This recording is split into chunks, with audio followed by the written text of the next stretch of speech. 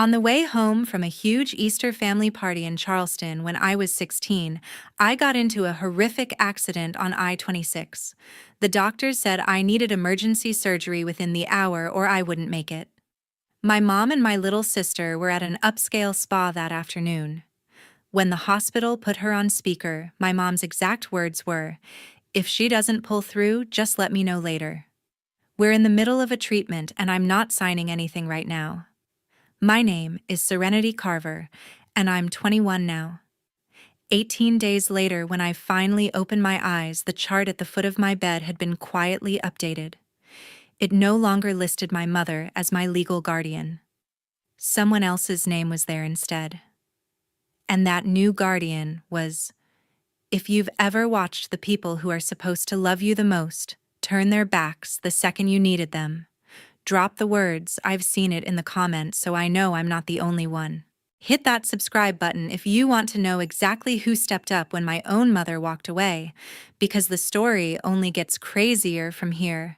Let me take you back to how everything started. I grew up in a big white house on James Island just outside Charleston. My dad died of leukemia when I was 6. One week he was teaching me how to ride a bike in the driveway, the next he was gone. After the funeral, the only person who still showed up every single weekend was my mom's father, Clarence Brooks. Everyone in the county knew him as the former police chief who never really retired. He just traded the badge for a fishing rod and a porch swing. He'd pull up in his old Ford pickup, bring me shrimp and grits from his favorite spot on Shem Creek, and let me sit in the front seat while he told stories about chasing bootleggers down back roads. To me, he wasn't Grandpa Clarence. He was simply Grandpa, the one adult who never canceled. My mom, Harmony Carver, grieved for about a year. Then she met Colin Reed at some charity gala downtown.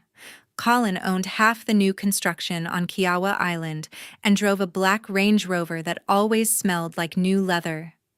2 years later, they got married in a beachfront ceremony I barely remember. 9 months after that, Haven arrived blonde, loud, and instantly the center of the universe. Suddenly, the house had a nursery, a nanny, and a whole new set of rules. My bedroom got moved to the back corner over the garage so Haven could have the bigger room with the balcony. My soccer trophies disappeared into boxes. My mom started introducing me as my older daughter instead of by name, like I was an extra in someone else's family photo. By the time I turned 14, I was basically invisible. Colin paid for everything, but he never looked at me unless I was in his way. Haven got new clothes every season. I got handed down uniforms from the private school I didn't even attend. The only place I still felt wanted was Grandpa's little brick house in West Ashley, 20 minutes across the Ravenel Bridge.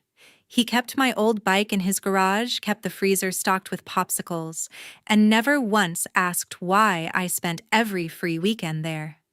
Easter weekend when I was 16 was supposed to be different. Grandpa threw his annual cookout, 3 long tables under the live oaks, low country boil, deviled eggs, sweet tea in mason jars. Cousins I hadn't seen in years flew in. There was music kids running everywhere, the smell of charcoal in the air. I wore the pale yellow sundress Grandpa bought me the month before because he said it matched my eyes. For a few hours it almost felt like the old days, like maybe I still belonged somewhere.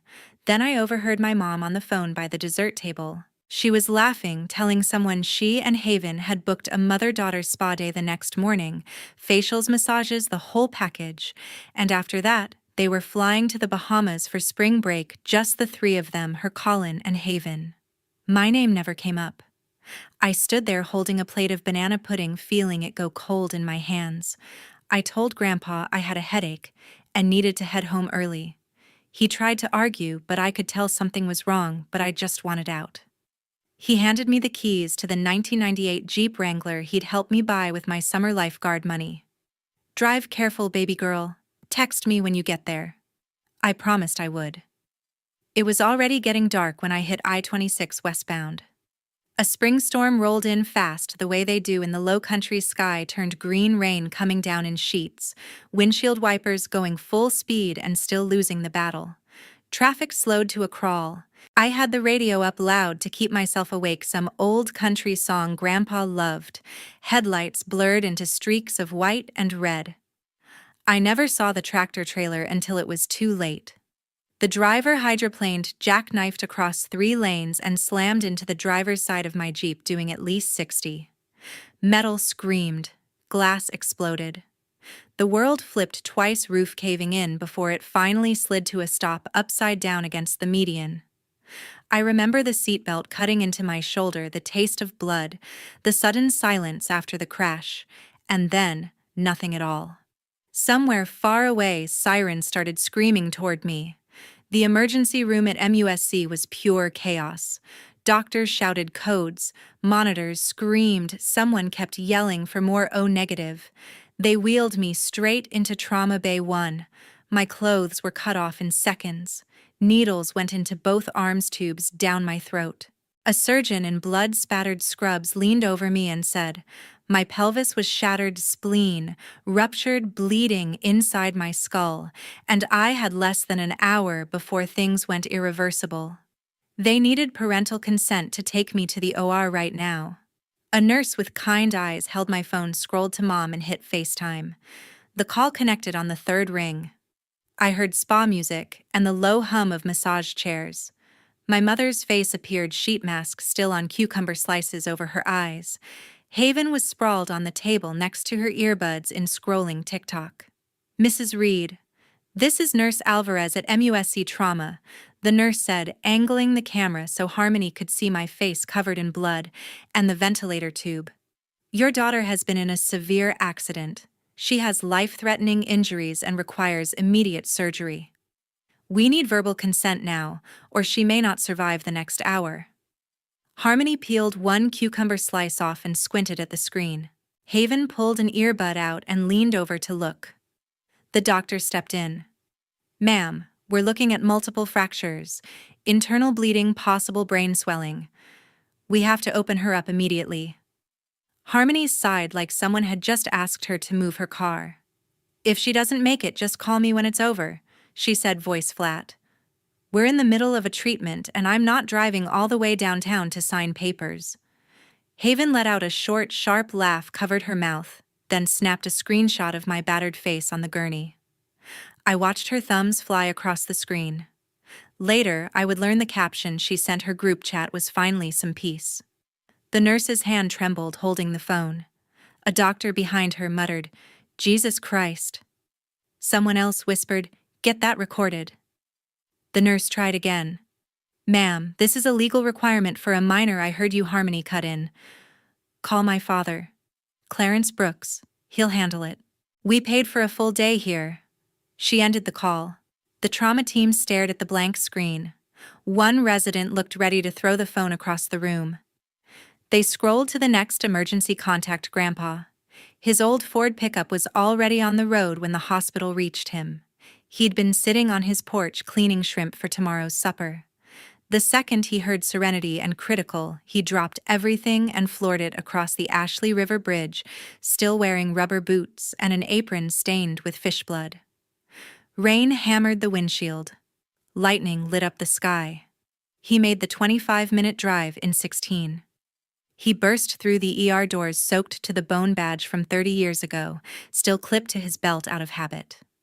The charge nurse took one look at the retired chief and waved him straight through. He signed every consent form they shoved in front of him without reading a single line, hand shaking so hard the pen scratched the paper. They let him into the bay long enough to see me, tubes everywhere, face swollen beyond recognition. He leaned close to my ear and whispered the same thing he used to say when I had nightmares as a little kid. I've got you, baby girl. Grandpa's right here. Then they rushed me to surgery. He pulled a metal chair up to the glass wall outside the operating room and sat down. He didn't move for the next 9 hours. Not when the nurses offered coffee, not when the waiting room emptied, not when the storm outside knocked the power out for 12 minutes and the backup generators kicked on. When they finally wheeled me to ICU just before dawn, he followed the bed, still holding the same cold hand that had gone limp hours earlier. The next 18 days became the longest of Grandpa's life. ICU smelled like antiseptic and fear. Machines hissed and beeped in a rhythm that never let anyone forget how thin the line was. Grandpa claimed the vinyl recliner beside my bed and refused to leave. Nurses tried to send him home the first night. He just showed them the old badge still in his wallet and said, "I'm not going anywhere." After that, nobody argued. He slept in 30-minute bursts, head tipped back, mouth open, boots still on. When he woke, he talked to me nonstop, voice low, so the monitors wouldn't drown him out. He told me about the night I was born, how he held me first because my mom was too exhausted. He retold the story of the summer I was 8, and we caught a 5-foot shark off Folly Beach Pier, how I screamed until he let me reel it in myself. He read aloud from the worn copy of To Kill a Mockingbird he kept in the truck, doing all the voices.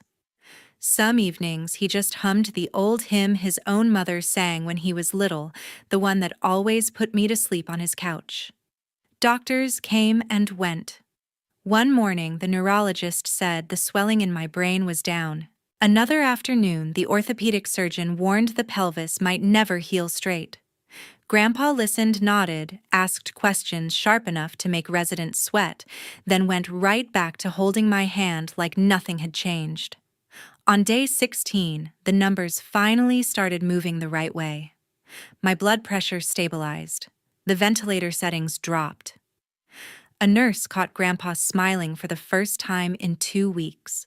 That same afternoon, while he leaned close, whispering that the redfish were running and we'd go fishing the minute I woke up, a tall man in a navy suit appeared at the glass door. Mr. Donovan had worked cases with Grandpa 25 years ago. They still played poker once a month. Grandpa looked up, saw the folder in Donovan's hand, and gave one slow nod. No words needed. Donovan left the hospital, got in his silver Lexus, and drove straight to James Island. He knew the address by heart. Harmony and Haven were in the foyer, surrounded by designer luggage. 2 matching pink suitcases sat by the door, tags already attached for a 7-night Royal Caribbean cruise, leaving Charleston Harbor the next morning. Colin was upstairs on a work call. Haven was filming herself twirling in a new sundress for Instagram. Harmony was double-checking passports. The doorbell rang. Donovan introduced himself, handed over the thick envelope, and waited while Harmony ripped it open. Inside were 2 sets of papers: emergency petition to strip parental rights for medical neglect of a minor and a civil suit filed by the hospital for extraordinary life-saving expenses plus pain and suffering.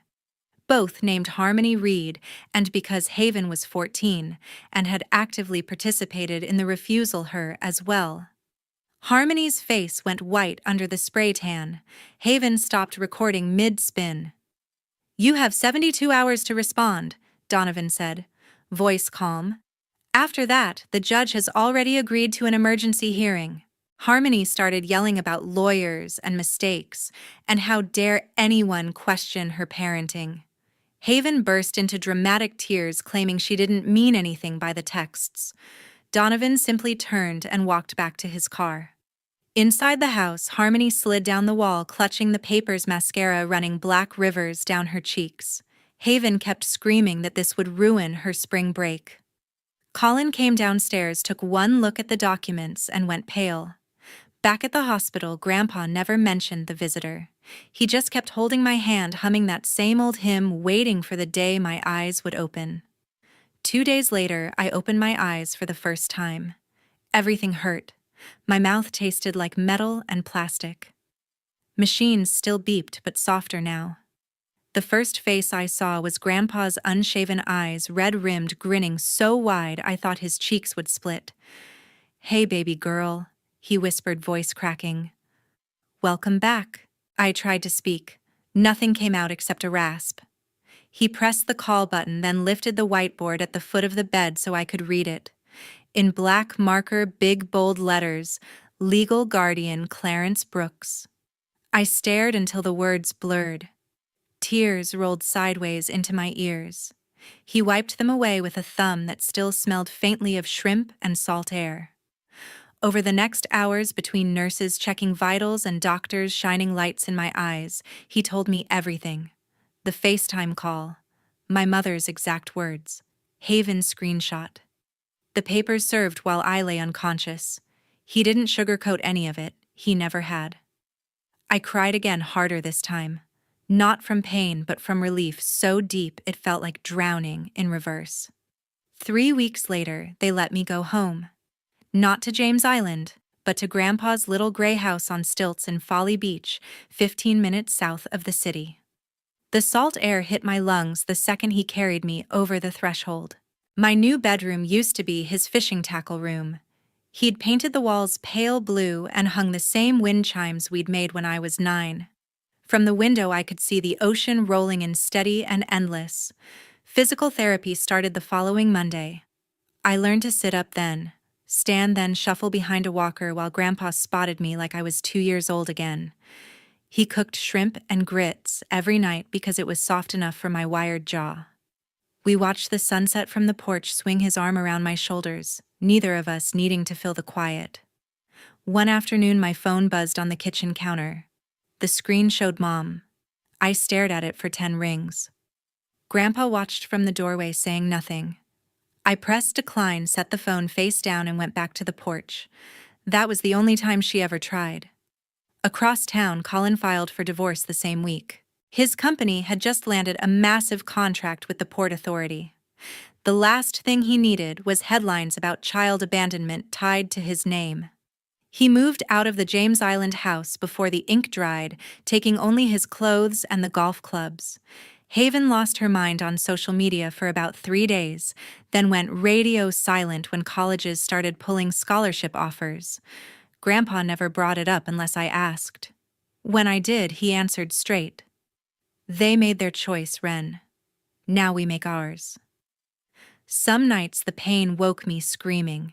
He'd shuffle in wearing old police academy sweats, sit on the edge of the bed, and hold my hand until the meds kicked in. Other nights I woke to the sound of him praying out loud in the living room, voice rough, asking God to give him enough years to see me whole again. By the time the stitches came out and the casts turned to braces, I could walk the length of the pier without stopping. Grandpa bought 2 rods and a bucket of shrimp. We sat at the end where the water turns deep green lines in the water, not catching much, but not caring. The sun burned the last of the hospital smell off my skin.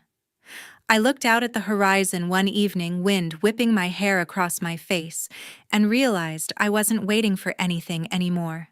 No apology, no explanation, no second chance I never wanted to give.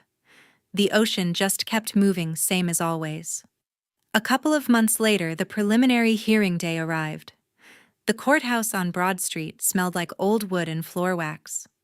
I walked in on crutches, Grandpa on one side, Donovan on the other. My mother sat at the defendant's table in a navy suit, 2 sizes too big, now eyes puffy, no makeup.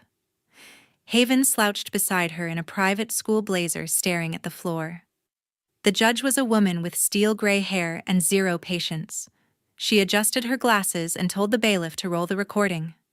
The FaceTime call played on the big screen, my broken body on the gurney, the spa music in the background. My mother's voice clear and cold. If she doesn't make it, just call me when it's over. Haven's laugh. The screenshot of my bloody face with her caption underneath. The courtroom went dead silent. A juror in the back actually gasped. Donovan laid the phone records on the bench next. Haven had forwarded the photo to 7 different group chats within 4 minutes. One message read, "One less person stealing my spring break." The judge's pen stopped moving. She looked at my mother for a long, hard moment. "Mrs. Reed," she said, voice like ice, "in 23 years on this bench, I have never heard a parent speak about their child this way, while that child was fighting for her life. Temporary full custody is immediately transferred to Clarence Brooks effective today. We'll see you back here for the permanent hearing." She banged the gavel so hard the sound echoed off the marble.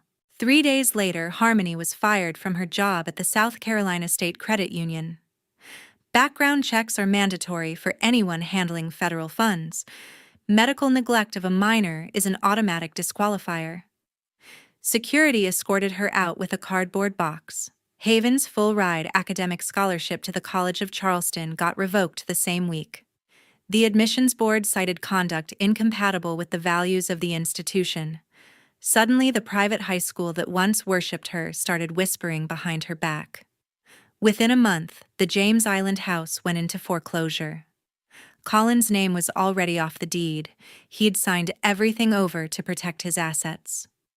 Mother and daughter moved into a 2-bedroom apartment off Savannah Highway, the kind with peeling paint and a broken elevator. Haven lost her car. Harmony took a night job stocking shelves at a grocery store to cover rent. Meanwhile, I started real therapy. Twice a week, a van picked me up for outpatient physical rehab at MUSC. I learned how to climb stairs again, how to balance on a Bosu ball, how to trust my own legs. Grandpa drove me every single time, waited in the lobby reading the same 3 fishing magazines until I came out sweating and shaking. On Thursdays, I saw a trauma counselor named Dr. Rivera. We sat in a small office that smelled like lavender and talked about nightmares, about rage, about the day I realized I never wanted to hear my mother's voice again. Grandpa waited in the truck windows down Country Station low, never once complaining about the heat. Some afternoons, when the pain in my hips got too loud, I'd sit on the back deck and throw pieces of bread to the gulls. Grandpa would join me with 2 sweet teas and we'd watch the tide go out. He never tried to fix my anger. He just let me feel it. By the end of summer, I could ditch the crutches for a cane. Then the cane for nothing at all. I still walked with a slight limp, but the doctors said most of it would fade by my 18th birthday. One evening, I made it all the way to the end of Folly Pier and back without stopping. Grandpa met me halfway carrying a blanket and a flashlight, even though the sun hadn't set yet. We sat on the sand, shoes off, letting the waves lick our toes. I leaned my head on his shoulder. "Thank you for staying," I said. He kissed the top of my head. "Nowhere else I'd rather be, baby girl." 7 months after the crash, the final trial day came. I walked into the courtroom without crutches, cane, or limp. The scar on my forehead was still pink, but my head was high. Grandpa sat right behind me in his Sunday suit, the one he wore to my dad's funeral. Harmony looked smaller than I remembered, hair pulled back tight, clutching a tissue she never used. Haven stared straight ahead, arms crossed so hard her knuckles went white. Donovan called me to the stand first. I swore and sat down and looked the judge in the eye. "Tell the court how it felt," he said, "knowing your mother refused to come while you were dying." I took a breath. The room waited. It felt like the last piece of me that still believed I mattered just died on that table, I said.